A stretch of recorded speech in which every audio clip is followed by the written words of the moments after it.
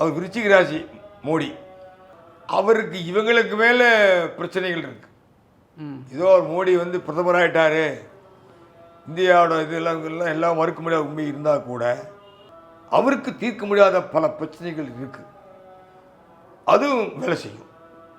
நம்ம நாட்டுக்கு நவகிரகங்கள் கோள்களின் ஆட்டம், கோலாட்டம்னு சொல்கிறாங்க இல்லையா, அந்த கோலாட்டம் அவங்களையும் பாதிக்கும். அவங்க கணக்கெல்லாம் தப்பு கணக்காகும். அதுதான் உண்மை. மோடியும் அமித்ஷாவும் ஆடுறது வந்து இது தப்பு கணக்காகும். இப்போ என்டிஏ கூட்டணிக்கு அது ஒரு பாதிப்பு ஏற்படும். அவங்க வந்து ஆன்மீகத்தை மதிக்கிறாங்க, ஆன்மீகவாதிகள். ஆனால் பள்ளி கல்விப்பாலில் விழுந்த கதை தான். புரிஞ்சுங்களா? ஆன்மீகத்தை மதிக்க வேண்டிய அவர்கள் அதை கைக்கொள்வதில்லை.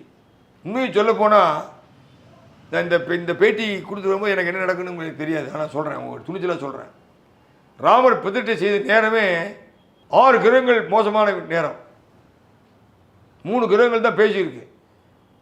அதனால தான் சரியாக பிரதிஷ்டை ஆகலை. இன்னைக்கு கோயில் கட்டி முடியல, கும்பாபிஷேகம் பண்ணணும்.